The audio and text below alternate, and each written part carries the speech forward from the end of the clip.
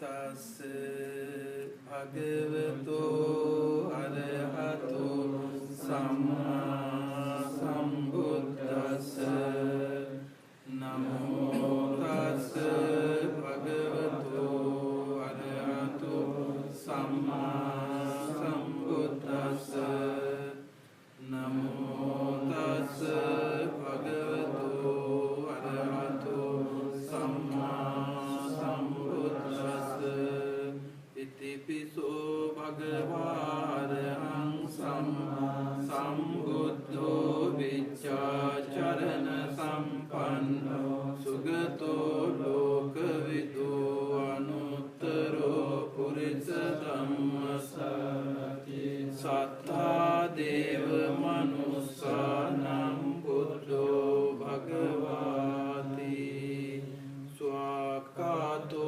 bhagavata dhammo sanditthiko akaliko hehi passiko upanayiko paccattam veditapo viññohiti supatipanno bhagavato sāvaka saṅgho ujupatipanno bhagavato sāvaka saṅgho ñāyapatipanno bhagavato sāvaka saṅgho sāmīcipatipanno bhagavato sāvaka saṅgho yadidañ cattari purisa yugāni atta purisa puggala esa bhagavato sāvaka saṅgho ahuneyo pahuneyo dakkinayo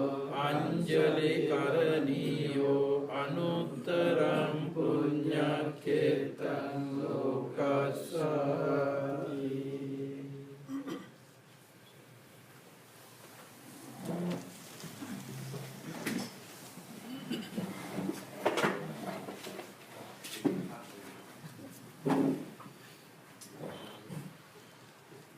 Good evening, everybody. Welcome to Wat Lao, Virginia, for Buddhist study today. I'm very glad. I'm Venerable Thongwan Uttama Panyo, the abbot of Wat Lao, Virginia here. I'm really glad to welcome everyone to Buddhist study group today. Next time, let's Venerable, you talk first. Yes, Yeah, okay. we're going to start the program with me. Okay. Laosian Lorton Temple and Venerable Mahasangha and devotees together, our Dhamma group together. Today we are going to have, as usual, Dhamma discussions thing or Dhamma teaching thing. And last winter time we missed something, but anyhow now we're starting for the weather is getting better. Professor Heba is program director for this thing, and we are along with him. And we every day, every time we are talking many things about. Today I want to get starting with my Dhamma talk.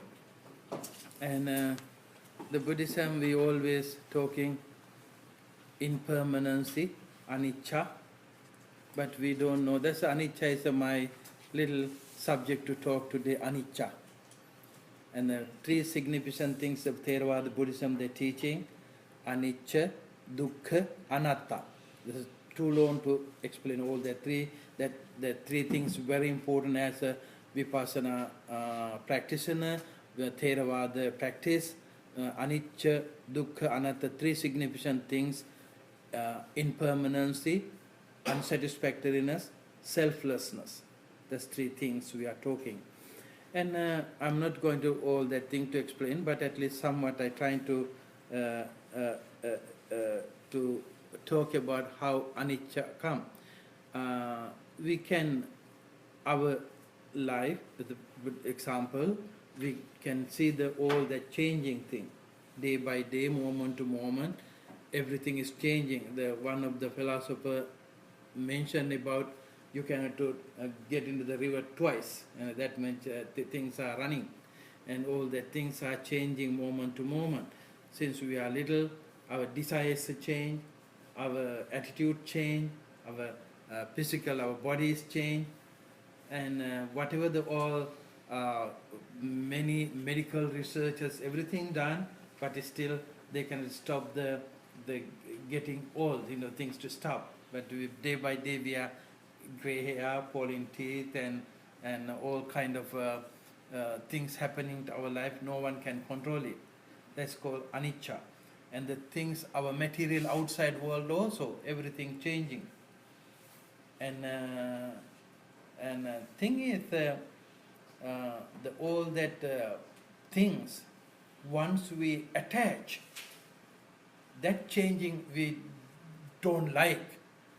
The things are happening if you are aware what's happening day by day, day to day thing happening. If you are alert, if you are aware about it, you don't get much suffering. When you are thinks it is permanent, I'm living forever, I live, that kind of because we don't want to change, but that kind of things, that kind of attitude, the Dhamma, the Buddha's teaching, very helpful to us to understand the reality, things as it is, existing things as it is. Once we realize it, and we don't sorrow and pain, and difficult to keep our peace mind. So things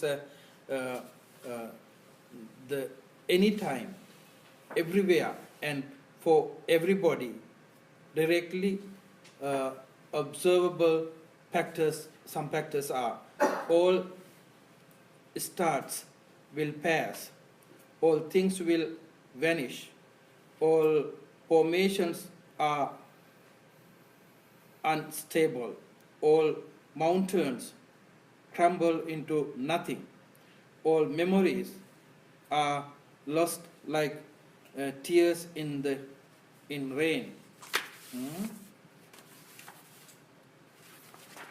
And nothing remaining static without change. All buildings and homes collapse into dust. All phenomena are of nature to break up. All moments momentarily cease, never to return. All universes implodes into pointless singularity. All phenomena are momentary, and those temporary. All bodies grow old,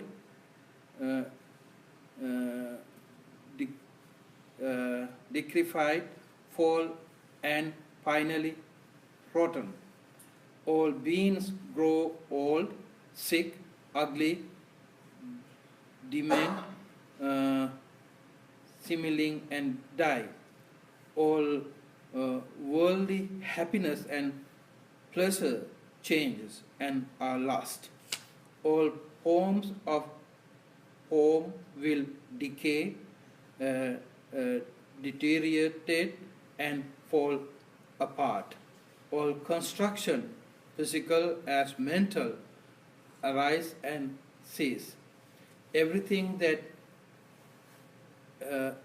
emerges will by nature also come to an end.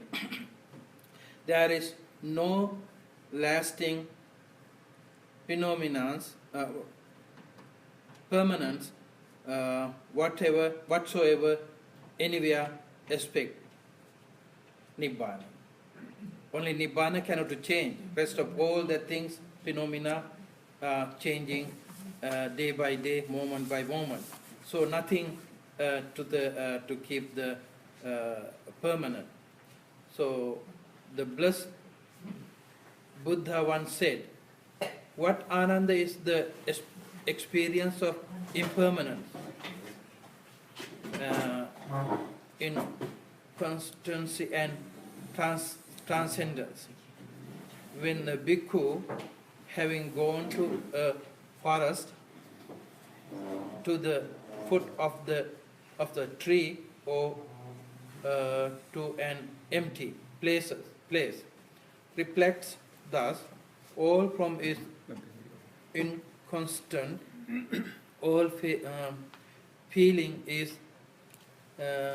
feeling and experience is impermanent, all mental construction is transcendent, and all consciousness is momentary, and in this way remains understanding impermanence, the inconstancy and transcendence of these 5 clusters of clinging. Then this Ananda is indeed the very experience of impermanence, the perception of inconstancy and the sensation of transcendence. So the 5 things the Buddha mentioned to us to get the experience about how impermanency affect. That called Rupa, Vedana, Sanya, Sankhara, Vijnana.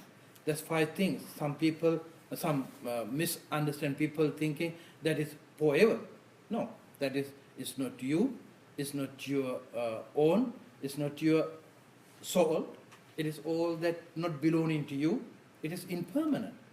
Whatever we take in the experience from your body, from your other, the Rupa and Vedana, the other kind of senses, taking it all that our body itself impermanent, our faculties receiving the information that also impermanent. So our thought, we getting the ideas and thought and information through our impermanent faculties and impermanent world.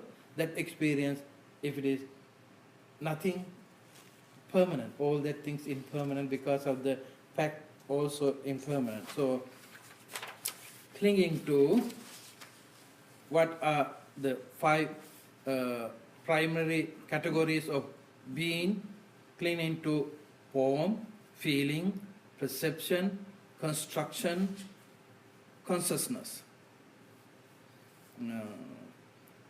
There is the cluster of clinging to material form, Rupa. Form means Rupa. According to Abhidhamma, they're teaching Rupa so many variety of things, and mental Rupa and physical Rupa, all that thing, but Rupa is also impermanent. Form or materiality is composed of these 4 primary elements. We know that Pathavi, Apo, Tejo, Vayu, that's 4 elements. All that body is, or including now the space, all that 5 things existing, the world, things happening, and when they change back to the original elements. That's the 4 or 5 elements created when we realistically looking at while we meditate, while looking at, then we can see there's no such a thing. When we separate, and according to the Buddha's teaching, when we looking at reality, no such a table, no such a house, when then they separate, that's what we call vibhajyavadi. We all think separate, and that way we can see the reality, no such a person or things. Because it's all connect, then we call the name for it, but it can be changed, the form of the Rupa. Solidarity based microscopically on the process of extension. Fluidity-based microscopy on the force of cohesion. Heat-based microscopically on the property of vibration. Motion-based microscopically on the property of energy. From this four can be drive all other form phenomena from rupa. In Buddhism is a quality but not a substance. Whatever there are of form, things, whether past, present or future, internal or external, fine or gross, higher or low, far or near, all these belong to this form group, the mental, but physically effective, desire, lust, craving for and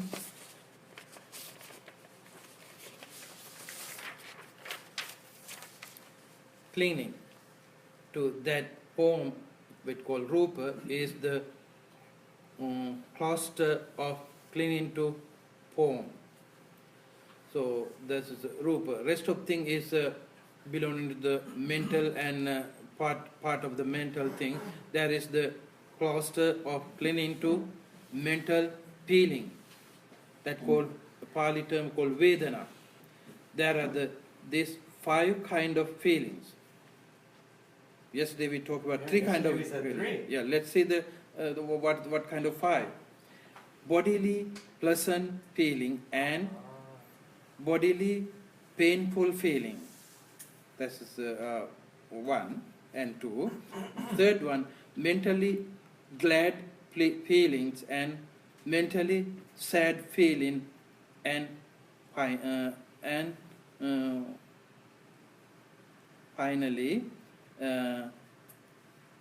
indifferent feelings,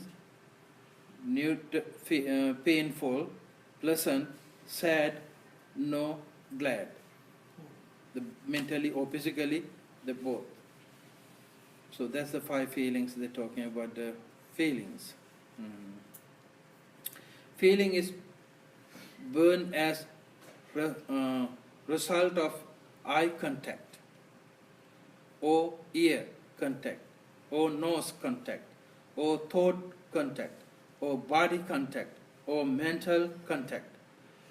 Whatever there is of feeling, whether past, present or future, internal or external, final or gross, higher or low, far or near, all that belong to this feeling group. Desire, lust, craving for and clinging to these reactions is the cluster of clinging to feelings. That's a feeling part. That's the number 3. There is the cluster of clinging to mental perception, sanya, called sanya. There are these 6 kind of perception, experience, visual perception of form and color, auditory perception of sound. We have auditory person today here. And the sound. Number 3, olfactory perception of small,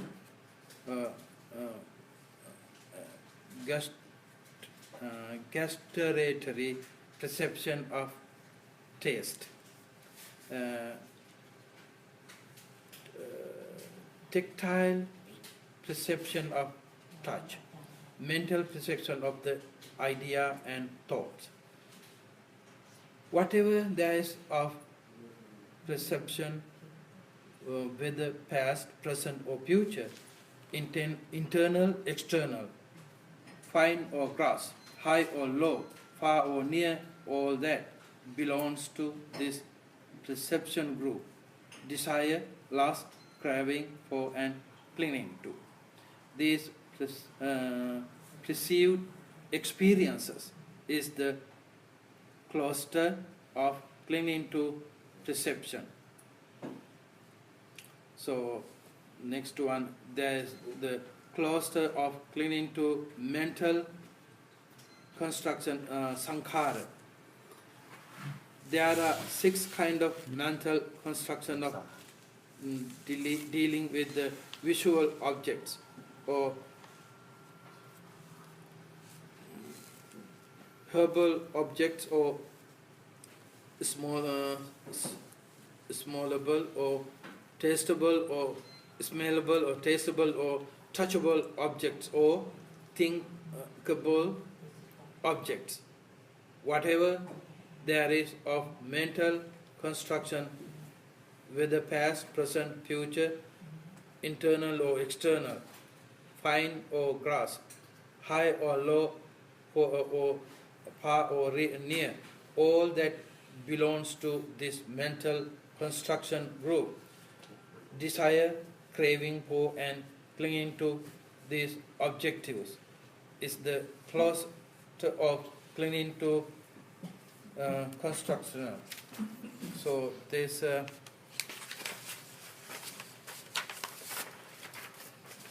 so wanting a special event is the mental construction of intention called karma.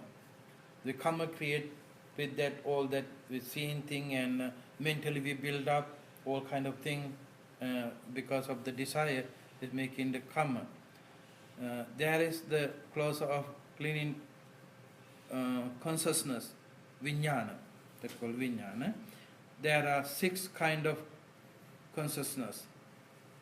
The visual consciousness of seeing, the auditory consciousness of hearing, olfactory consciousness of smelling, gustatory consciousness of the tasting, tactile consciousness of the touching, the mental consciousness of thinking, whatever there is, or consciousness, whether past, present or future, internal or external, fine or gross, high or low, far or near, all that belongs to this very consciousness group. Desire, craving for and clinging to this aware recognition is the cluster of clinging to consciousness itself. So this 5 things I mentioned, and I don't want to keep you so too much, even though I'm prepared for it, and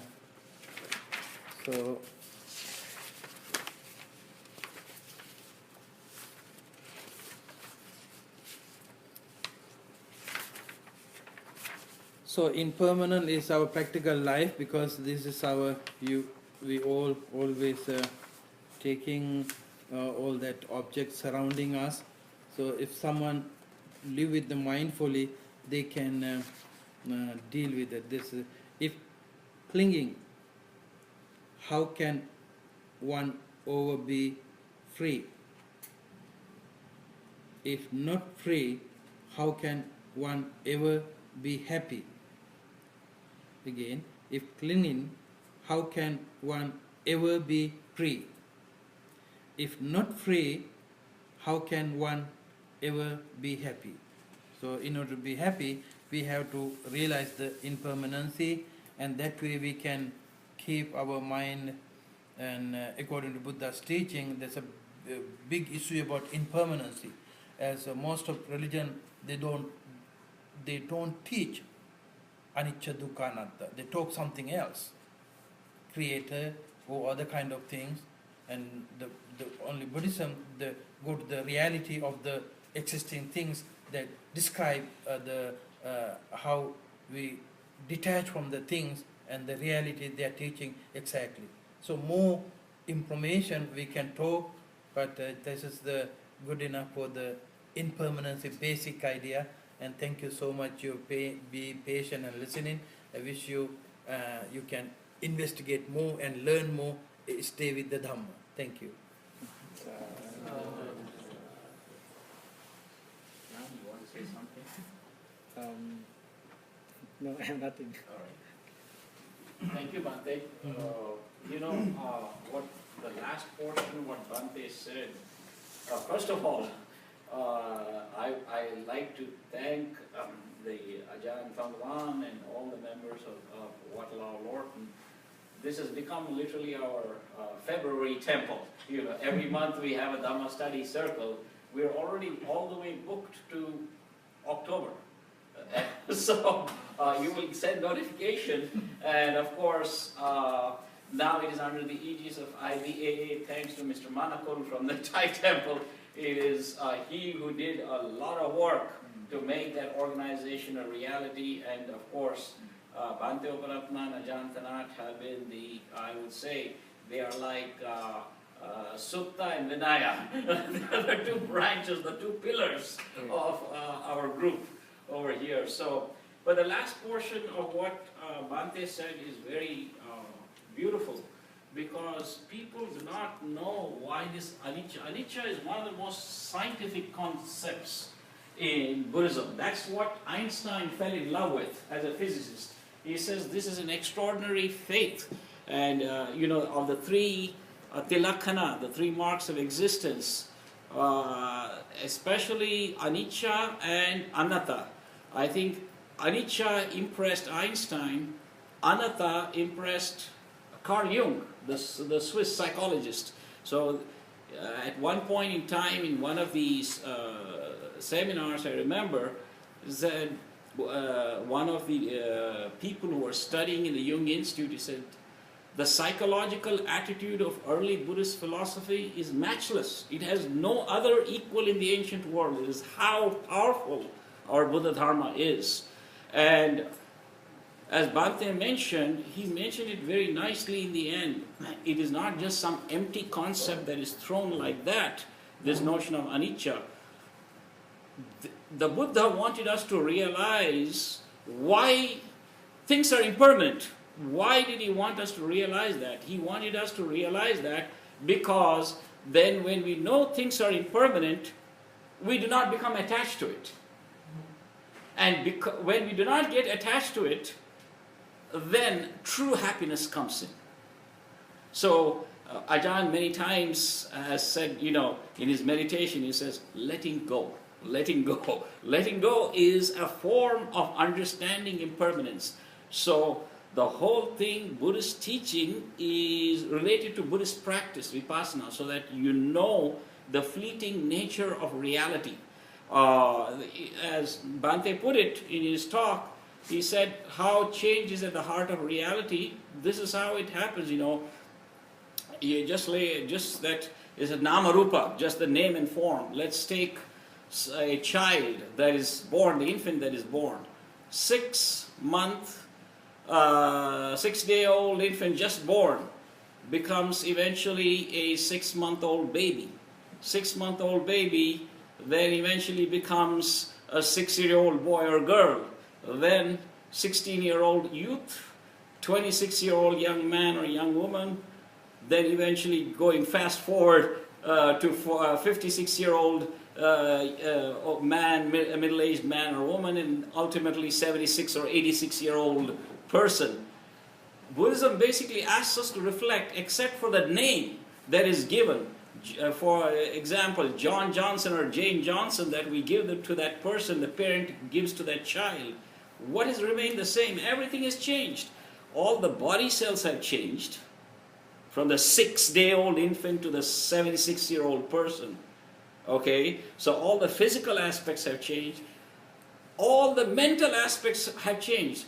The mindset of a 6-week-old or 6-month-old John Johnson or Jane Johnson is certainly not the same mindset of a 76-year-old and all of the grades and shades in between, you see. So it helps us understand this change, and the best way to understand that change is the candle flame. You see, every moment it is changing. It looks like one steady flame, but it is not. It is nothing but a series of flames in such close succession that it gives you the illusion as though it is one steady flame. That is how we have to view our body, our five sense organs, our mind. Because as we see, in our five sense organs, we're constantly being inundated by sense data. This, I have perception of this, perception of that, perception of this. It constantly keeps changing. We are always given information. And the mind also.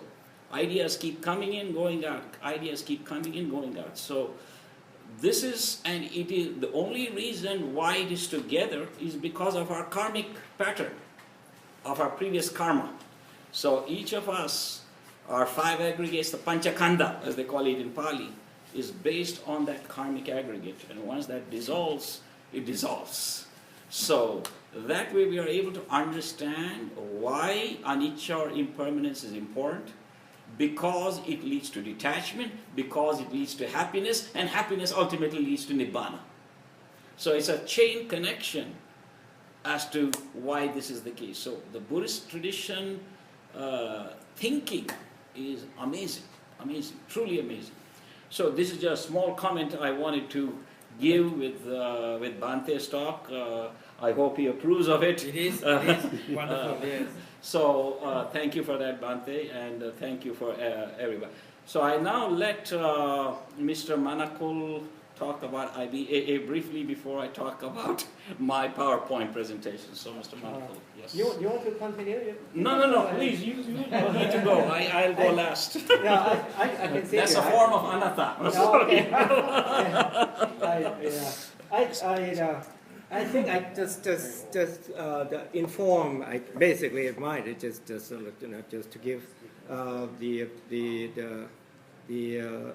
group information of what had happened in the past couple of months, and I'll give you the report of what we have done so far, and so what Professor Heba mentioned is talking about. He mentioned about the IBAA, which is International Buddhist Association of America.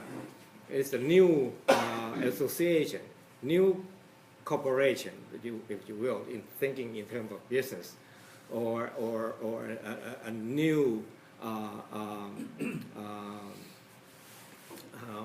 group of like-minded people get together and said, okay, hey, I think the needs is arrived for us to get together in terms of cooperation and collaboration.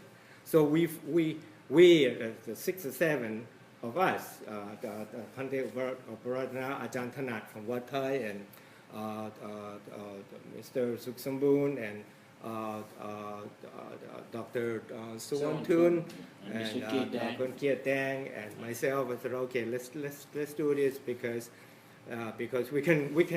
we can incorporate the activities into what existing that we can do. And so we come up with the mission statement. Okay, why do we need to form this organization? Once we formed, what can we do? So we sit and talk about a couple meetings, and then I have this on my notes, and I wrote it down, and we kind of go through it and many times, and so finally we came up with 5 solid activities that we wanted to do, and then so these 5 objectives or 5 missions we have been included in the article of incorporation. In order to incorporate the corporation, we have to file a paper and send it to Maryland, state of Maryland, to approve that, okay, we are forming a legal and legitimate organization. These five mission statements of the IBAA, I can read it to you quickly, so we all have pretty much the same idea. Why do we need to form this? One, to form a Buddhist corporation to conduct regular study and spiritual worship, which is, we all do that. Any temple will do that. Through outreach and networking with international Buddhist communities. So regardless of branches of Buddhists, regardless of our culture differences. So we all Buddhists and practice, after Lord Buddha, which is single person that gave us all of this knowledge. Number two is to organize Buddhist youth camps with emphasis on leadership, social services, spiritual worship, and good citizenship, which is state of Maryland, which is we incorporate this. I like it very much because they're looking in terms of social service. What can Buddhists provide to the community, or be a role model? Not just Buddhists, could be anybody within the community. Number three is to promote educational and intellectual interest in Buddhist religion philosophy, history, archaeology, architecture, sociology, and pilgrimages to the land of Buddhas, which is, this is a lot of things here that we put them together. Philosophy is the teaching that is the core. Is the core of Buddha teaching. History, Buddhism has been in existence for over 2,500 years. So that's a lot of history there. Archaeology, if you go to India or the surrounding neighboring countries, that's a lot of that. Architecture, the Buddhist architecture is very old. Sociology, how do people interact together within the teaching or under umbrella of the teaching of Buddha. So the last 2 years ago, right? We went to India. Yeah. So that has opened up personally my eyes and my thinking, and I'd like to share a little bit with you before I go to two more objectives or two more missions that we put it here. We went there. I have no idea what we'll see, and I'm pretty sure both of you, we have no idea. And once we get there and see the things that happening, the people there, and the living, how the people exist, and how they conduct their life in that culture. And once we get here, this country has no problem. When you talk about a problem, this country has no problem. If you go through India, if you see things that happen in India today, this country has no problem. We have the best of everything in the world. So it's just mind-boggling that the people limit from the food that they have, one meal a day, or to keep wearing the same clothes for over and over again. And it just this has happened today. Not today, I mean 2 years ago when we were there. And the other thing is, I was impressed the most and proud to be a Buddhist because the Buddhagaya, that's where the Buddha enlightenment went there. And you walk around the Buddhagaya, which is very beautiful pagoda, what do you call pagoda? The lights, and you see multinational come over there and pray on their language, different language. They pray, they recite the teaching, and when you walk around, you feel so, wow, I'm so glad that I was born in this culture or in this religion. And I'm just I just speechless. And so, and you walk around, and each group, 400 or 500 people, sometimes 200 people. Our group is like 12, 13 people, and we sit down and we chant the same teaching of Buddha, which is as a Buddhist, it's just words cannot explain the feeling. Okay, that's enough of that. And okay, number 4, to form a center of voices of all Buddhists and advocating diversity, pluralism is, with its multiple, of religions in America. So we have to have a voice, at least to understand our culture, understand our religion, understand our concept, and understand the people, which is most of our country that form here is mostly from the Southeast Asia and Sri Lanka So we should have the center for the voices of our beliefs. And the last one is to hold periodic local, national, or international conference, just to get together, So this is, so these 5 agendas, major agendas that I just mentioned, is the concept. That's why we formed the IBAA.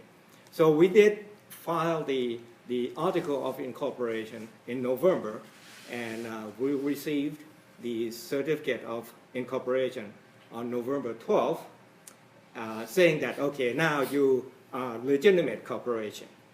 So the next step is to come up with the internal rules or internal management rules and regulation for the corporation. We call it bylaws. So those bylaws, what do we want to do? Who's running position? Where's the office? How do we manage the conflict of interest? Can we accept the money, donation? What do we do? All of those. We just finished that a couple of days ago, and the next step is we'll have a meeting to have the member, everybody can come to the meeting and accept this bylaw. And then once we finish that, we'll, the next step is to file the form so-called 1023 for the 501c3. That is the IRC code, International Revenue Code for tax-exempt corporation. Once we get through that, which is, I don't know how long it will take, and then we can open a bank account, accept donation, and start doing the activities that we plan to do. So, and at the meantime, we have the website going. is our, take a looking at how to create the website. We have the application form for the members. We have 3 classes of members. One is individual, anybody that interested in Buddhism or in Buddhism can apply, and become a member. And the second group is the organization or association that apply and become the members of our organization or member of our association.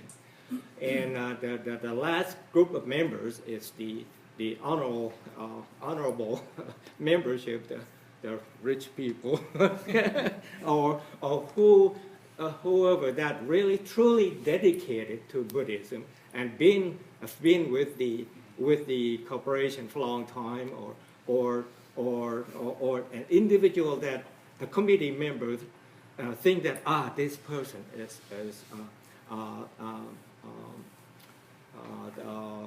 has enough qualification to become the honorable member. So we have 3 groups of members. So we have application form for that, and that's, I think this is all just the big picture of it. So unless anybody has any questions, I'll be happy to answer. I saw you send out the application, membership application. Is that for information or just to follow through with that? The last one, Yeah, about a week ago, 2 weeks ago, you sent it out. Without logo, we had to. Yeah, you say local blank. oh, okay, no, That's just for information? just for the information. We'll talk about logo. Ajahn Thanat, he's in Thailand right now, and he's working with the graphic designer in Thailand, and he has designed, if I remember correctly, as outside has a picture of the body leaves, Right. and inside has the wheels, and then the lotus under the base. The base. So it covers all three yana.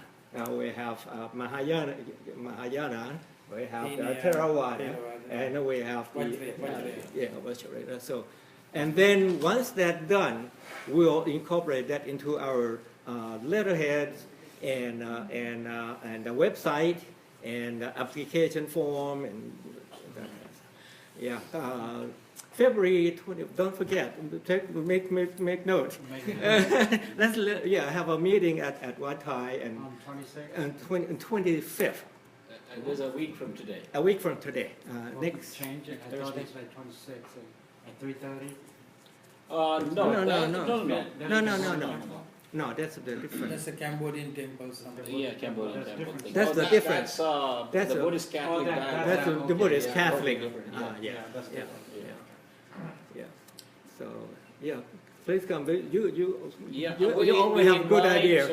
Everybody, the People temple. here represent the temple to be there. Yeah. No, we actually invite everybody, including Wat Lao, Lorton, or as become an organizational member, and all of Yeah. you to Yeah. become individual members. So Yeah. it's under the leadership of Bante and Ajahn Thanat. Yeah. So everybody else is welcome. So this Yeah. is just an But announcement. Ajahn, the abbot of Wat Lao, he almost never missed a meeting.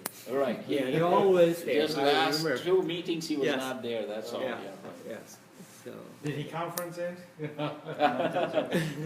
Well, your representative was Mr. Suk, so therefore he's Oh yes. what I would call a charter member of Oh the yeah. organization. A lot of idea of bylaws is from him. Yeah. We Yeah. contribute to that. There's a lot of contributions. Yeah, I saw that. I just want to congratulate all of you, the initiative people, that because you spoke about that, you discussed about last year, and you conquered it, and you realize it now, so you went fast, so congratulations for that.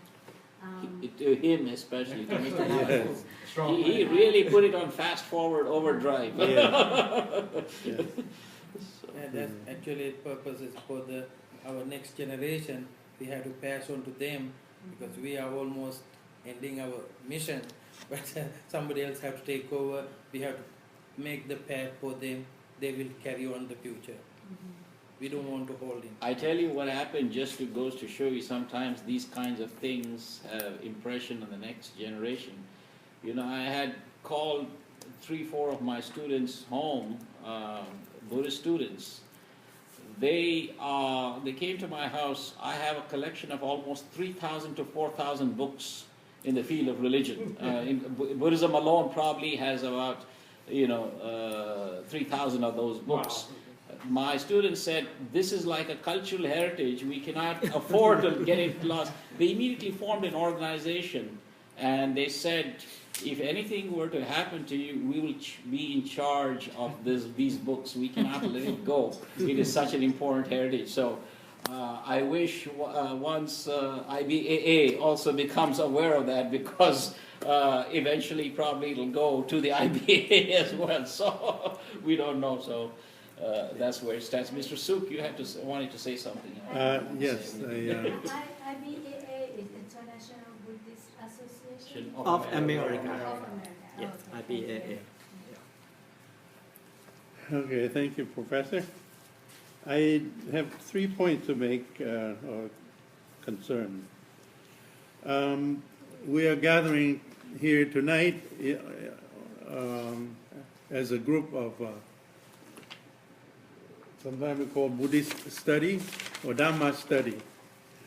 I think I'd like to encourage us to spread this idea to every community, the Korean, the Chinese, the Vietnamese, the Cambodian, you know, so we will have a bigger, a larger and larger group of study.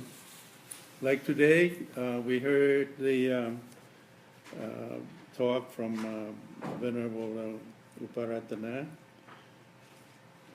I mean, for some of us, for many of us, we probably learned a few new things, if not all. And so please, I think we need to do some work on this to reach out to our community members, especially younger people,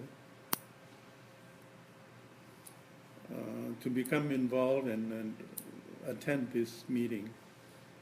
We rotated from one temple to the next, so to make sure that we can reach to many. He started this 3 years ago in Bante's temple. Yeah. His temple is what we call the head temple because January of every year we go back to Bante's temple. So this will become the February temple. So like that we sort of move to each place. The next one in March is going to be at, also in Virginia, it's going to be at the Vietnamese Buddhist temple in Ox Road. That is Drikung Dharma Surya Kagyu Center. Ox Road. I guess it's very close to George Mason University. That much I know. You know, Braddock Road and Ox Road. That's about that's I would say that two big roads that cross not too far from there. Let's. It used to be the Korean temple. Yes, it used to be the Korean temple. Yes. It used to be Bodinsa. No, it's Right. Now it's a Vietnamese temple. So I didn't. Oh, now it's Tibetan. No. Tibetan tradition. Tibetan, yeah. Yeah. Well, so a lot of the leadership is Vietnamese, but they're Tibetan tradition. Yeah. Tradition is Tibetan, but. By the way, I heard IBC also going to have the Vesak with the Tibetan, Vietnamese temple. Yes, that's true. Secretary, let us know what's about. Oh, so we're still not 100% confirmed, but 95% confirmed that we have the Vietnamese temple in Lanham. Oh, wow. Has agreed to host Vesak this year with the help of the 16th Street Vietnamese temple. So we're going to, on March 5th, have a meeting at that temple. I think everyone's on the emails, but I'll send out the information. So this will be the 30th anniversary of the International Vesak too, and this will be the first time we're back at a Mahayana temple in at least 10 years. So it's good. We're finally kind of. IBAA and IBC, they work close together. They're all same people. Same. So the 16th in the Washington, D.C. So Their branch. this temple is in so the 16th Street temple, the old Vietnamese temple, they can't host it, but the people from this temple, because the temple in Lanham is 3 or 4 nuns, and they just said we want to host, but we need people. So the congregation of the 16th Street temple has volunteered to help the Lanham temple. So it's going to be in Lanham. So you give us. Yeah, I'll give you all the. So do you have the date? We need to talk about the day for the meeting or the day for the Vesak. Vesak. May 8th, I think. Maybe we need to maybe check with the nuns. But yeah, I think May 8th. I have it somewhere. Okay, I will continue to my next 2 points.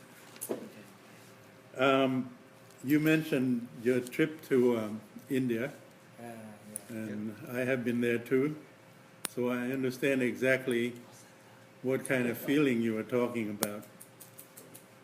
I was, when I visit the,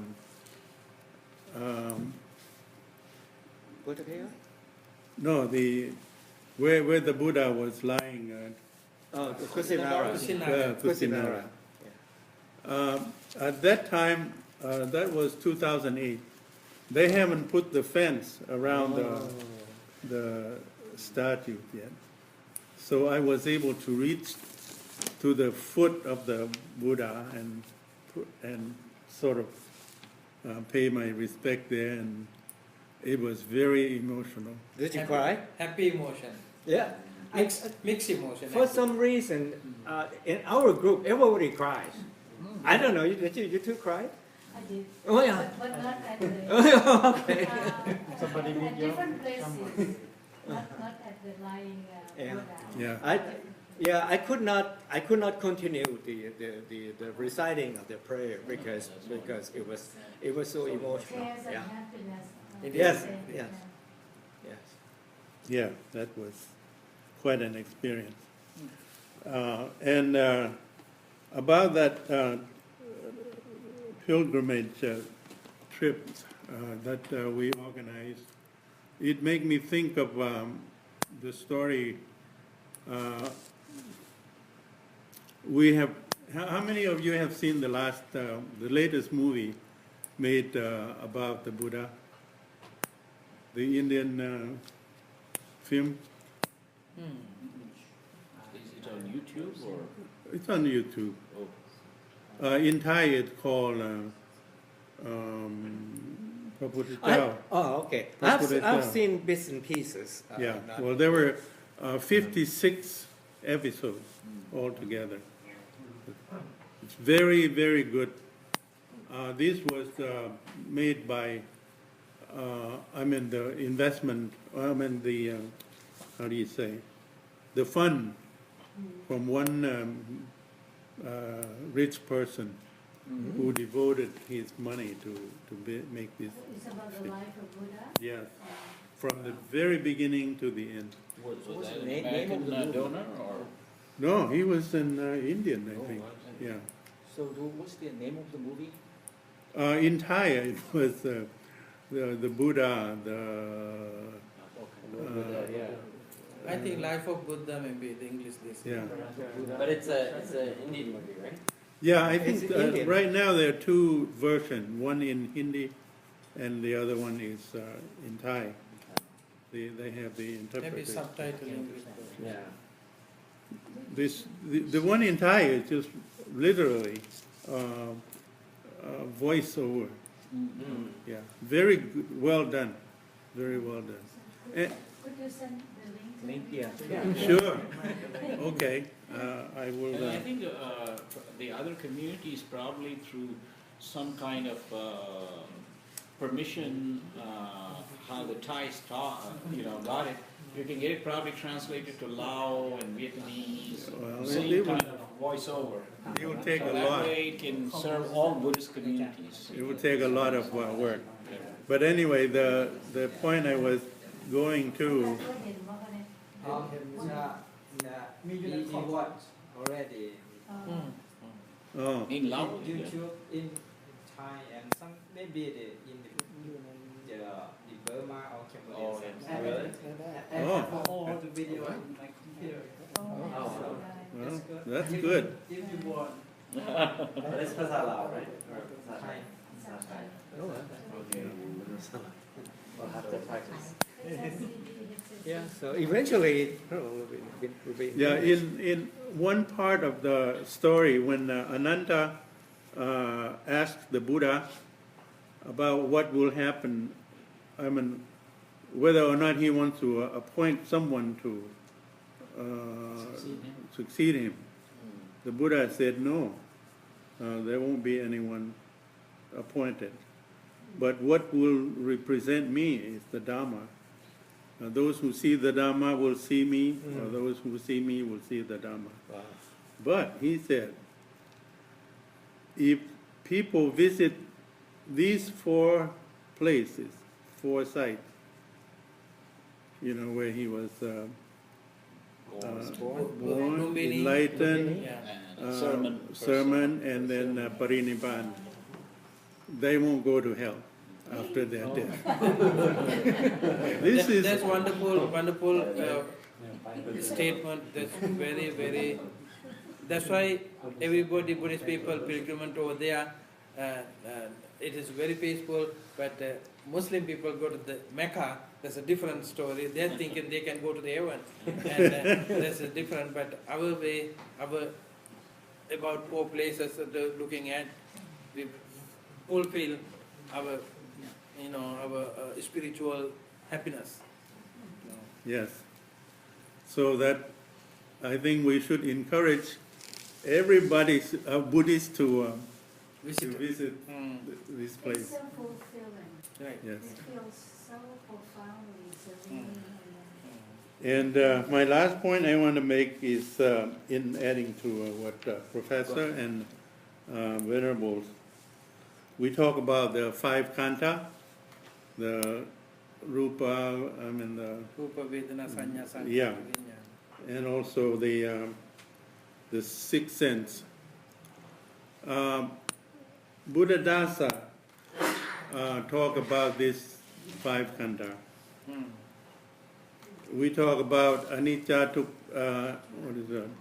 Anicca, dukkha, anatta. Dukkha is suffering. This happens if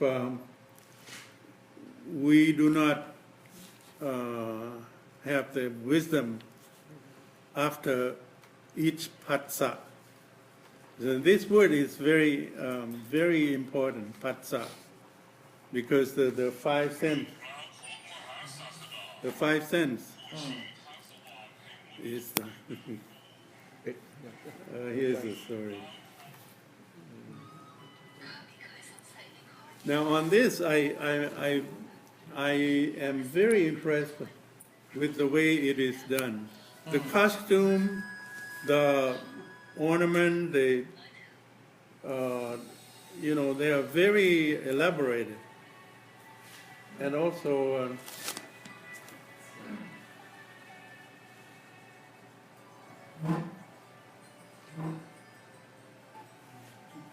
Yasodhara, maybe? Yes, yeah, so this is when he came back to visit his father. Yes. And Yasodhara didn't go out to meet him outside. She was Waiting for him inside.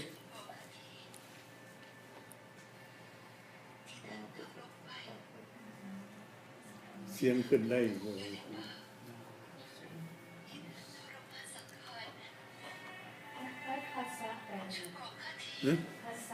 พัสสะแปลว่า contact นะ so เวลาตาเห็นรูปมันบอกอันนั้นเอิ้นว่าพัสสะแล้ว yes yeah แต่ว่าสัมผัสเนี่ยมันคือกันกับเอามือไปรูปไปนั่นแต่ว่าพัสสะนี่เขาเว้าถึงกันน่ะขันธ์ทั้ง5นี่นะคือว่าตาหูดังลิ้นกายฉะนั้นเวลามีผัสสะนี่นะเขาจะมีความรู้สึกว่า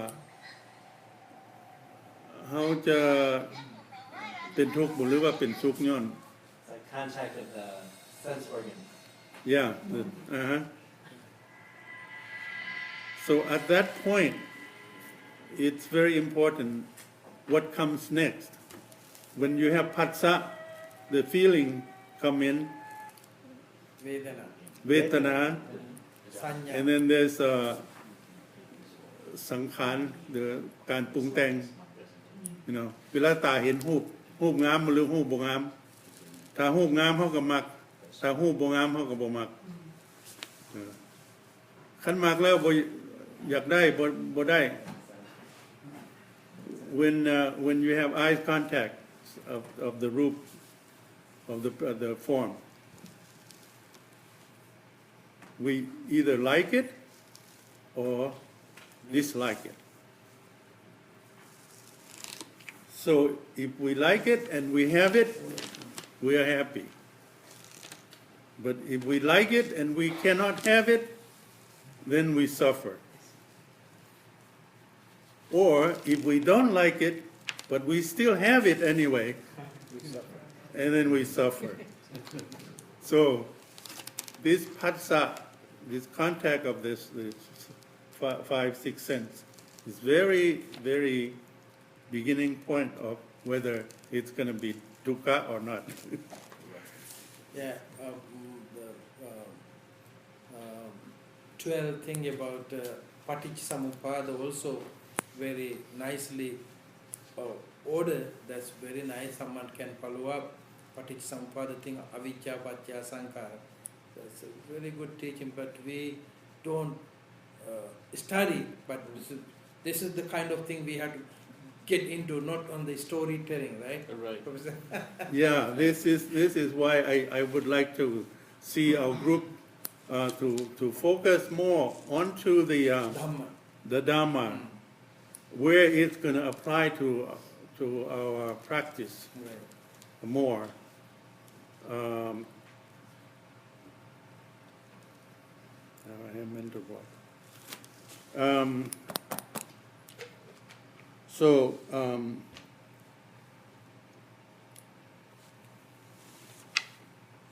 Well, sometimes this happened to me and I run out But of your things. point is you completed, you did it all the Yeah, but It happened to me I too. think I have something to say, but it doesn't come out. Yeah. That's too bad. Anyway. All right, turn it over to Professor. This is, it's something that Mr. Sook had not seen because he was not feeling well when this was presented 3 occasions ago. Bante seen it. Matt also was out somewhere in Indonesia, I guess, when. So last November, in fact, I emailed a few people whether they were willing to come, or it was a sort of short notice, including Mr. Kwan. I know, I emailed him and he says he could not make it, but that's okay. So it was on November 20th and 21st, there was this group. It was. They were Buddhists from southeastern India, mostly that's the organizing committee, and they kept emailing me to come to this conference, and I, sort of ignored it through 3 times, but they were constantly bombarding me, pestering with me, you must come, and we will, we will pay for your airfare, we'll pay for your hotel. I just still let it go at that, and never paid attention. But they were talking about persistent. They were the most persistent people I've ever come across. So finally I said yes, and this conference was an amazing conference. I didn't even believe that the hospitality was amazing. And what came out of this conference was really another worldwide organization that just like IBAA wants to be. So, and so I'm going to present some pictures of that. Let's see. All right. How do we go forward on this one? Just Press arrow. to the next slide. So I don't know if it's going to be long or something like that. So, all right. Can you make it bigger, full blown? Thank you. Okay. What we had is they had invited all of the Buddhist ambassadors. So here was the Sri Lankan ambassador to India, he was actually the deputy chief of mission here at the Sri Lankan embassy in Washington, D.C. That is Ambassador Virakon. So he was invited. He's also from the Sri Lankan embassy. This was the organizer of the conference. He's Bante Sumedo. He is Tamil Indian Buddhist, Theravada Buddhist, and he's from the other end of India, from Kashmir, Bante Sangasena. So both of these people, especially him, was the chief organizer, and he did an excellent job, and he was the one who ultimately got the organization actually registered. He's Mr. Manakul, he's your counterpart at the other end. He did all the groundwork for it. So That's, his full name is Bhante Dipankar Sumedo, so he was the one who is giving this talk in that. He invited he has tremendous contacts in China, in the People's Republic of China. These two are abbots. He's known as the Guanming abbot, and he's from the Shaolin monastery. So we just know them as their personal names, but I just don't know them as the Guanming abbot and the Shaolin abbots. Bodhidharma, as you know, was this great Buddhist from Tamil country, went to China in 475, and today his name is worshipped literally in Vietnam, China, Korea, and Japan. And so all of the Zen tradition is really owes much to him. So here is an image of Bodhidharma being presented by the Guanming and the Shaolin abbots to the Indian Minister of Social Justice, who happens to be a Buddhist. So he was the one from the government of India's side. So, by the way, these two abbots are part of the the spiritual committee. These people, the Chinese came with huge delegations. I mean, you're talking about the Guanming abbot brought almost 35 people with him. And he brought another 40 people with him, and they were amazing people. They sat down and they helped Bhante Sumedo really get this organization moving.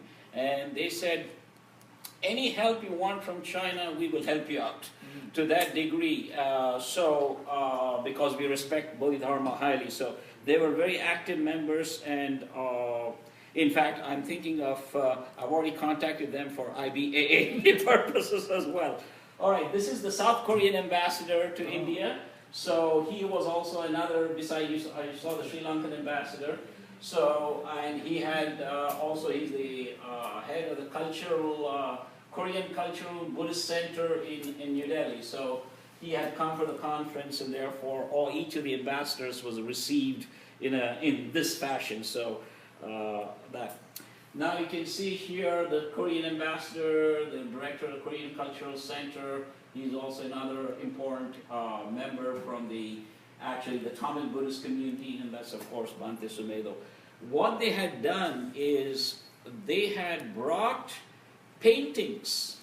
This is, I'm talking about from some of the finest Chinese, Japanese, and Korean masters going back to, I don't know, the 11th century, 12th century AD, on the life of Bodhidharma. They had been shipped from Korea, China, and Japan, and an exhibition took place. So that's what you see. These are, they're given what I would call reproduced facsimiles, so that the ambassador is sort of holding that, but the paintings, real paintings, are behind, as you can see. So that's what the book is like the catalog of all the paintings? Oh yeah, they had. In fact, I have the email of the Korean cultural director, so he can send us the catalog of the paintings that were put. And you should have seen the amount of Korean students who were there, who were studying in Delhi. The Chinese and the Koreans are in big numbers in India. I don't know for what. It's huge. The amount, you would think they've been invading India or something like that. But this is myself, of course, and that's Professor Willeman. He's actually an Abhidharma specialist. He teaches at the University of Ghent in Belgium. So he speaks about 5 languages. French and Dutch and German and Chinese and Thai. So he was an amazing person as well.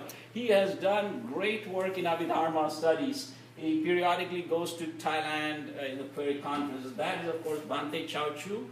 Bhante Chao-Chu is in Los Angeles, and he's the head of the humanitarian committee of this organization. They got about 6 committees.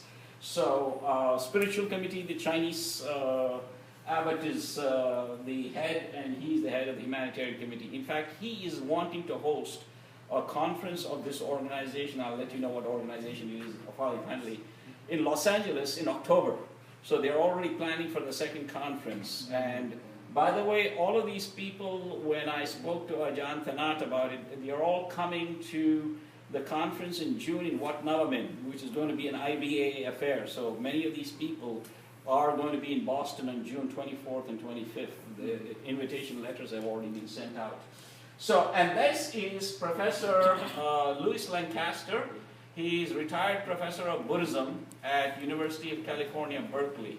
He's the honorary president of this organization, and he's also an amazing scholar. That's sort of a sub-meeting we were having at the conference site. This is the head of the Tamil Buddhist Association, lay president that is, who works with Bhante Sumedho. He is giving to Professor Lancaster this, and Professor Lancaster, of course, speaks fluent Korean and Chinese and Japanese, so you can name it. They are very good scholars in East Asian studies. This is that gentleman, the previous gentleman that I talked to you about, this lay president's wife. She is actually Chinese, but he married a Chinese lady, but she has completely Indianized herself. She's a good Buddhist, devout Buddhist, and she was the one who was responsible. She personally went to China to get all of the connections and have them invited. She was a very active person in trying to get this conference organized. All right, here you see Burmese monks studying in India. Behind that you see Vietnamese monks studying in India. So they are studying, they're all master students, so they are studying Pali and Hindi and Sanskrit, so it was an amazing group. These are professors who come from the University of Hong Kong, and I think she's the head of the Hong Kong chapter of this organization. And that's Professor Kande from Japan, from the Bodhidharma Institute in Japan, and he's the head of the Japan chapter of this organization. So the Japanese and the Chinese especially, they were like, lightning speed. If anything needed to be done by way of ideas, they would literally go and form a subgroup and get things moving. Even before we knew what happened, it was already done. So they had good organizational skills that way. They had asked me to chair one committee, and I'm sort of speaking. That's Professor Kande from University of Tokyo. He's also a physics professor, by the way, as well as a good devout Buddhist. That's Professor Jia from Jinan University in People's Republic of China. He's also a good Buddhist and scholar and a member of the Chinese Communist Party, very high-ranking member as well. So he made it very clear to me that he is. And if you want anything done in China, just let me know. I'll do it for you. So, and that's Professor Williman, and that's also Professor Sarah Shaw from Oxford University. She has written this beautiful book on the Jatakas, translated that, and she has. It is available in Penguin paperback. So she was also invited for the conference, and she's the head of what they call the Political Affairs Committee. One of the missions, the daring missions of this organization is, it is sort of hell-bent in trying to make India Buddhist again. So it has got a very major mission, and that attracted somebody else whom I will talk about when we come to that. This is the current president of the organization, the Venerable Dr. Jinwol. He's Korean, Sun Buddhist. This thing, Professor Lancaster and Bhante Chowchu. So he is definitely coming to Boston. He has already confirmed it to me, and he's going to be leading one of the panels there. All right, so that's that. This is, he is not only a Buddhist, but he is one of the, what I would call art history professors, Buddhist art history professor of Dongguk University in Korea. And he could speak only in Korean. So this lady, young lady from, who had come with the Korean delegation, she was translating from Korean to English because most of the audience just knows English.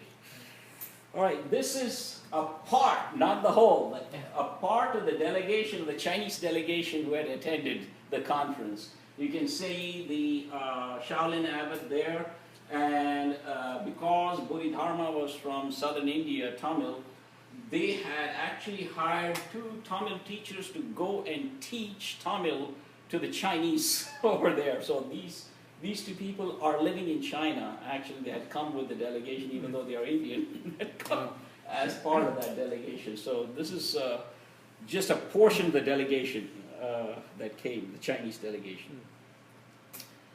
So here you can see those three I already talked to you about. These, of course, the Shaolin abbot, and he's also his deputy from that Shaolin monastery. And this is an interesting person. I will let you know more about him because we have a separate picture on him. This is another person from the People's Republic of China, Professor Chu Dongwei. He has come here, and he is also a specialist on the Dharmaguptika Vinaya, which is the kind of Vinaya that is followed in Chinese Mahayana Buddhism.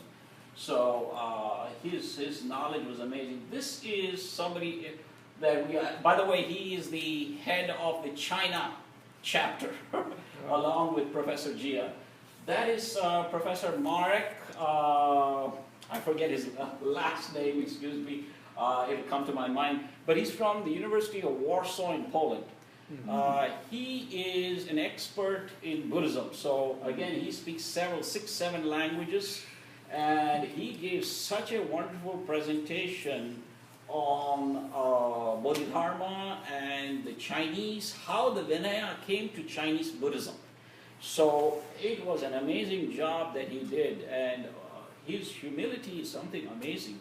You know, when I remember this situation, given his learning, when somebody for some reason interrupted him, he's quite even sat down, and we all ultimately felt that this is really improper to teach such a high-level professor in such a manner. But one of the most kind gentlemen that I ever met, and a great scholar. So I tried to invite him, but he during that period was busy, but he will certainly be.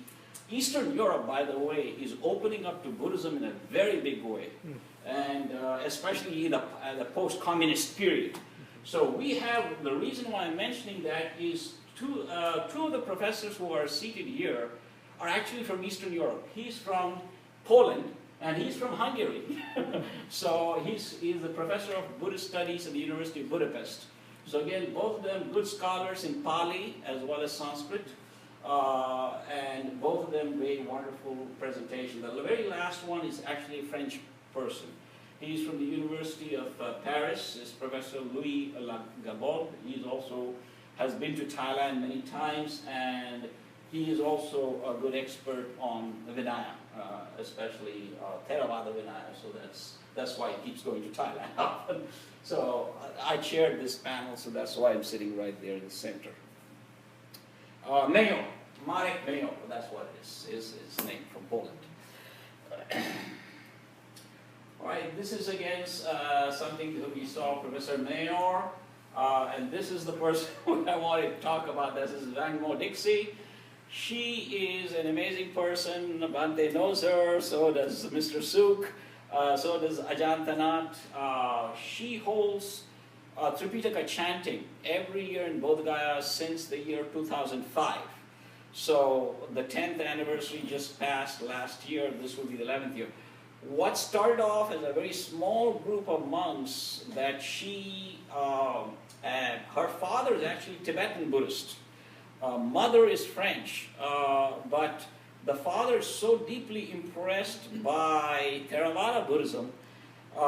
He became extremely rich. He came to San Francisco, that is the father, in the late 60s or even mid 60s, I would say. In those days, they didn't have, printing fonts for the Tibetan language. So he created those fonts, Tartang Tulku, and he became extremely wealthy. That wealth, he said to his 3 daughters, I'm not going to give it to you, but I'm going to create a foundation in which I'm going to make you as employees of that foundation. And one of the tasks that he has given this middle daughter of his, Wang Mo Dixie, who is married to an English gentleman, is that you will go and revive Tripitaka chanting in Bodh Gaya. So what started off as a very small group over the years, it became so huge that the Sangharajas of each of the Theravada Buddhist countries, whether you're talking about what do you call it, the Sri Lankan Mahanayakas of the various Nikayas, or you're talking about Thai Sangharajas or Lao Sangharajas, Burmese Sangharajas, they began to sponsor it officially. So every year it has been one Theravada Buddhist country that sponsors the Tripitaka chanting. So she fell very seriously ill in India this time, and tomorrow evening actually I have a phone call meeting with her. She is, by the way, the additional or deputy secretary of this organization. So she is gung-ho on reviving Buddhism in India. So this organization's mission is also that. So the two sort of coincided, and therefore that's the reason why all of this is coming to bear in this regard. That's one of our helpers. So anyway, so this is where we want to take this thing forward in trying to organize. One of her main things is to train 5 monks, young monks, to go to learn Sutta in Sri Lanka, Vinaya in Thailand, and Abhidharma in Myanmar, Burma, and let them loose on the Indian population, because they have to be ethnic Indian, so that's how the Dhamma begins to spread in the Indian subcontinent again. Of course, it's a far-fetched idea, but nevertheless, somebody has to start somewhere.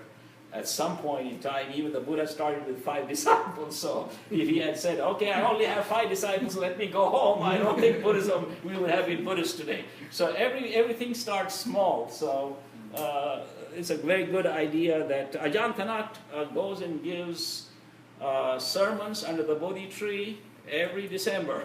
And that's her organization that sponsors that event. So she's very close to Ajahn Thanat.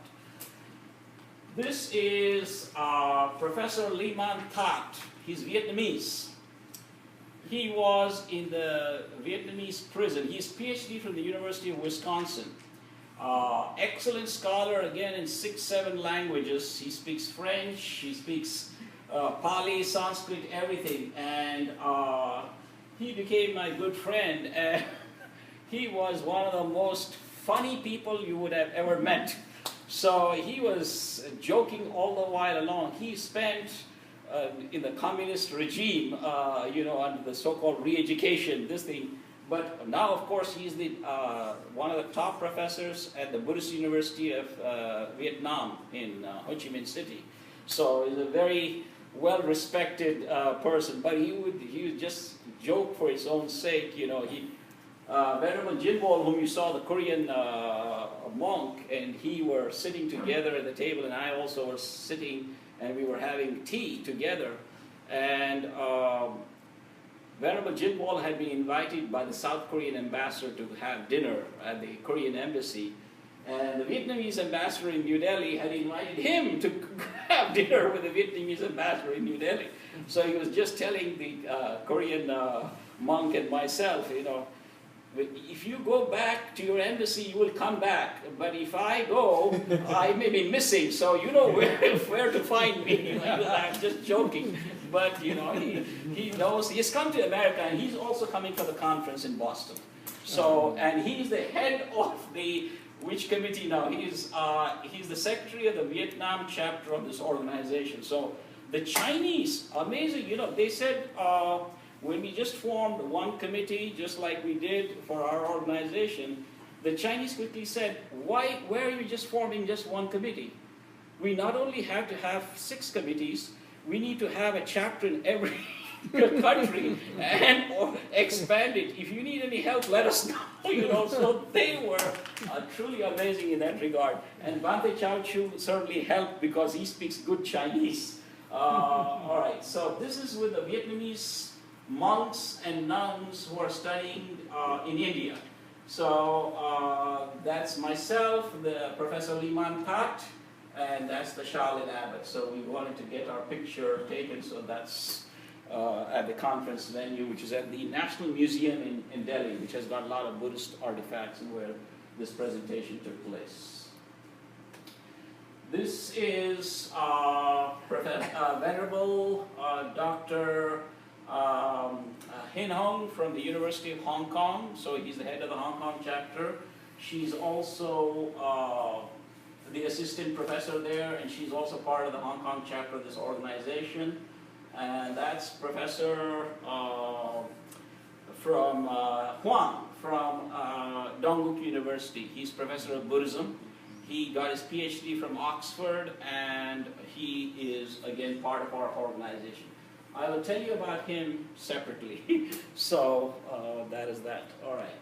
This is the entire team, at least the leaders who became the organizers of the committee. You can see Bhante Sumedo, Bhante Chao-Chu, Professor Lancaster, Venerable Jinwol from Korea, the Chinese the Shaolin Abbot, Professor Williman, and then you got yourself Professor Kambe from Japan, Wang Mo Dixie, so it's a very colorful organization. All right, here you again see a portion of that, the same thing, a little bit of a closer shot. Again, you have that a little bit of a closer shot. This is myself with the professors from Hong Kong. This is the lobby of the hotel where we were put up. So that's that. And this is a Bhante from India. He is sort of like, I will call him the Rush Limbaugh of Indian Buddhism, because he blasts in his sermons. He's got his own radio talk show. He's got something like 2 to 3 million listeners, and extremely influential monk. And of course, he is saddened by the fact that India is Hindu and he wants to bring it back, so that's why he's all part of the same team. So anyway, I'll tell you a little bit more about him. He's a very, very interesting person. That's Reverend Neo, and I'll tell you what about Reverend Neo. This is Wang Mo Dixie and myself. All right. Everybody wanted to have the picture taken with him. There's a reason for that. All of the holy sites of Buddhism that you see today, Bodh Gaya, that is not Lumbini, Bodh Gaya, the ones in India I'm talking about. There is Bodh Gaya, Sarnath, Kusinara, Sankisa, Savatthi, all of these places. His family has ownership of that. His father is Indian, mother is Japanese. So he's an ordained Jodo Shinshu minister in the Japanese Buddhist traditions. He has built a museum. He has got copies, original copies of all the Mahayana Sutras, especially the Lotus Sutra. The original, the oldest copy of the Lotus Sutra is with him.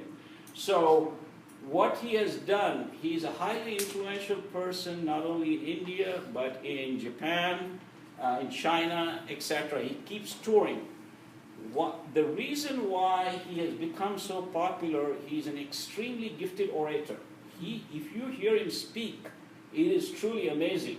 So he is the head of the youth committee, because he is right now headquartered in Toronto, Canada, and Kyoto, Japan.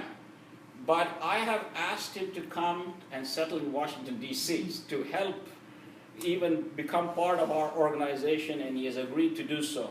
But this is one of the people that ultimately all of the Buddhist holy sites will come under his patronage. And the government of India has written the signing over of this thing. Right now it is in Hindu hands. So for the first time, it will come under Buddhist hands. So Ajahn Thanat, he's a very good friend of Wang Mo Dixie as well. So it's a very important person to have in Washington, D.C., especially in terms of the Buddhist holy sites. So that's why the Shaolin Abbot wanted to get a picture with him. What's his surname? It's Neo. What's his first name? Zenji Neo. So he knows all of the prime ministers of Canada, every one of them he has. And you're talking about amazing kind of person as this Venerable Jinpol, the picture with him. That's Professor Liman That, again a picture with Reverend Neo.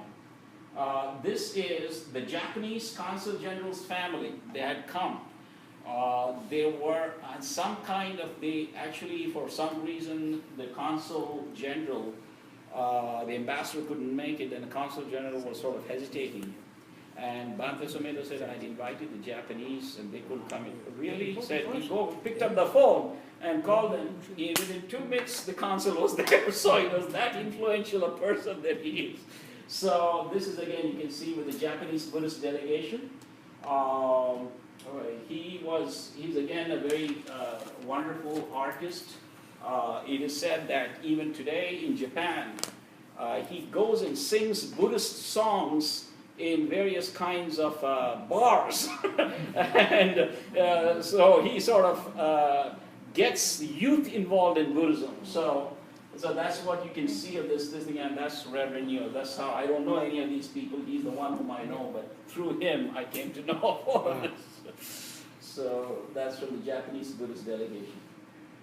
So Nichiren people, he's the only person who can bring both Nichiren as well as Jodo Shinshu.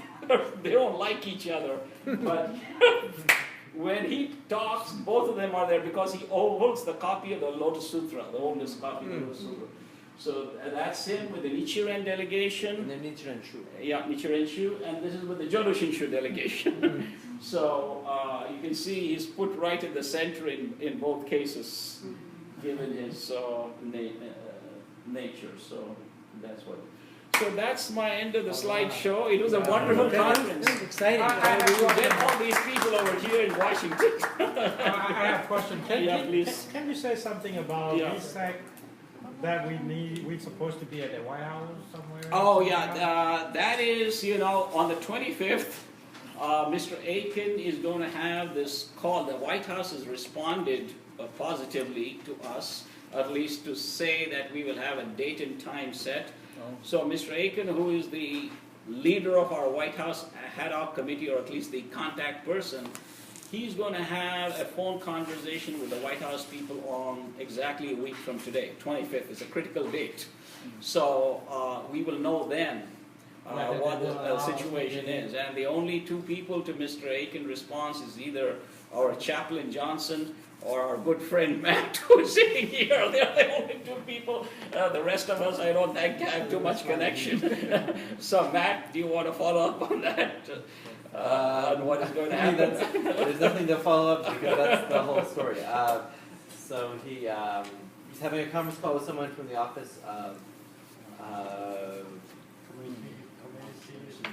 No, it's the community and it's Faith interfaith and neighborhood management or initiatives. something like that. Yeah, Right? Yeah. So it's interfaith and community initiatives, and we'll know after he has the conference call. He has been stalking them, so he's followed the president around, and he actually finally got a hold of them at the mosque in Baltimore and was able to pin them down. So he's been working really hard. Right. So, and also from a diplomatic initiative, the Thai and Sri Lankan ambassadors have taken the lead. We have the signatures of 21 ambassadors thus far. And they are not only Buddhist countries, but also outside the Buddhist world as well.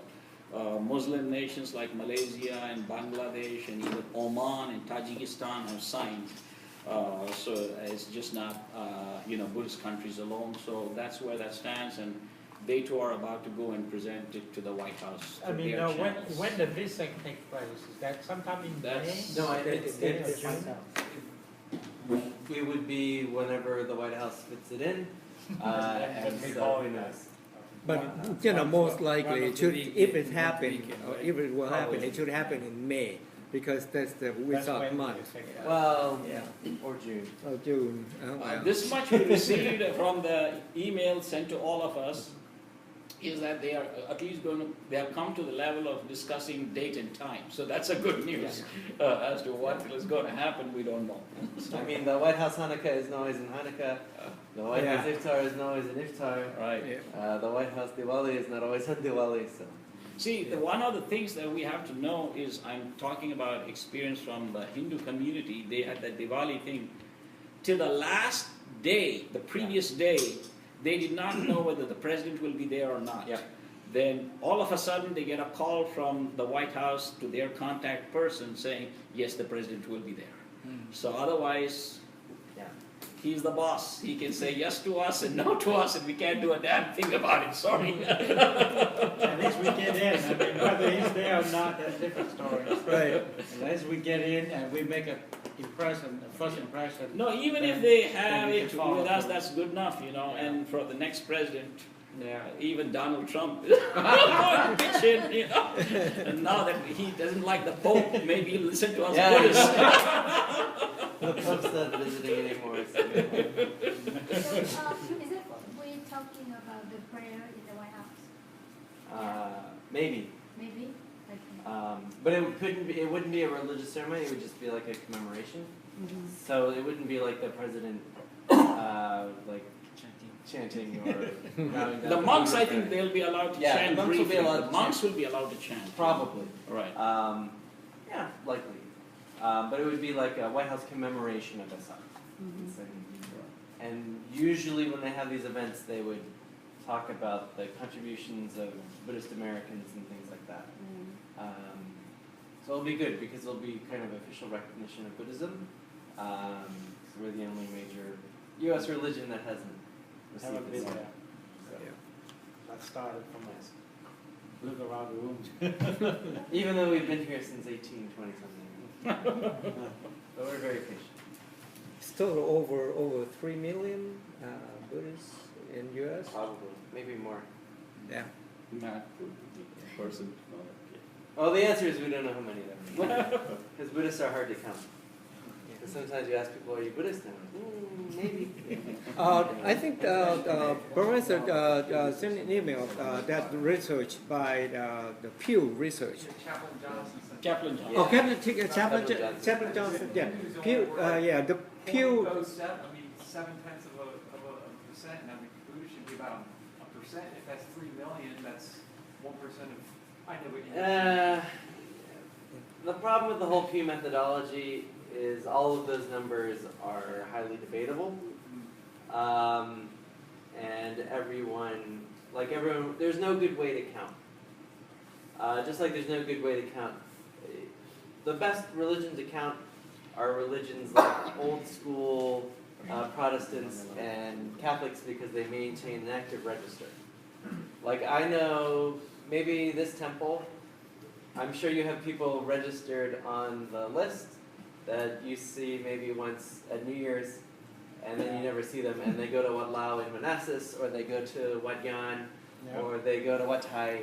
Same thing with Wat Thai. I don't know. You know, we have members of Wat Thai.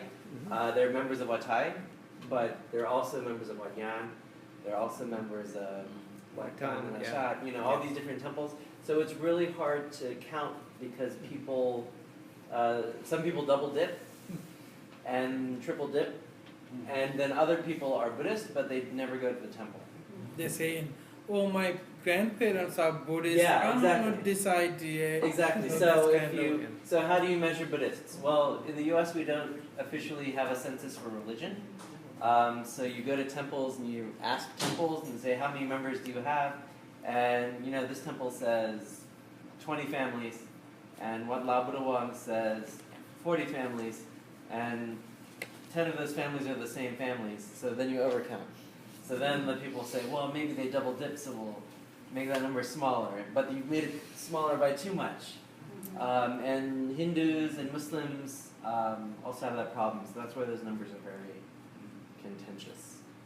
And everyone doesn't want to be the smallest. Everyone wants to be number 3. So The whole idea is to make it number 3 because I'm just, you see? instead of rocking the boat with the Hindus, I'll do that. But only thing is I want our Vesak to be over. So that's why.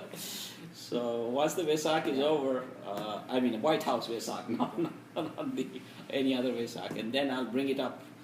Chaplain Johnson has already challenged the Hindus on that one, saying that how can you be number 3? And I have my own ideas, but we'll figure it out. That And then it really gets funny when they do the growth, because then in this survey they also calculate the growth. You're right.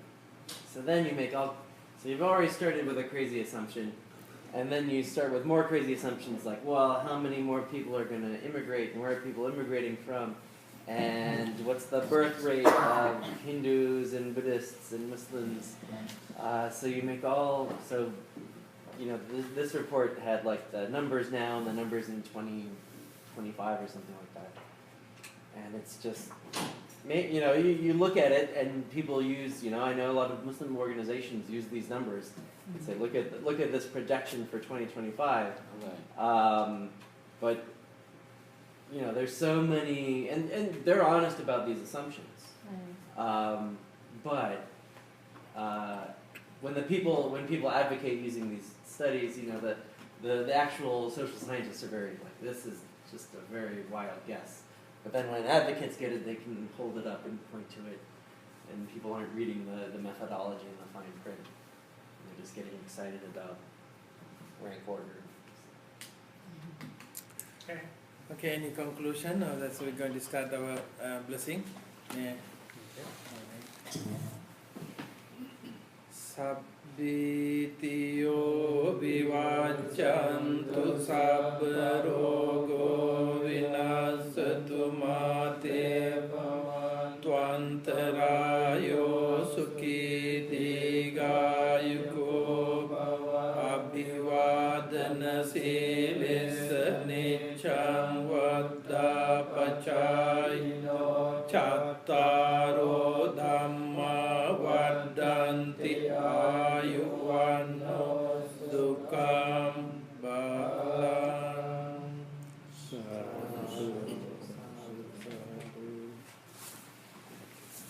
Thank you so much. Thank you. Thank you. You're welcome. Take care.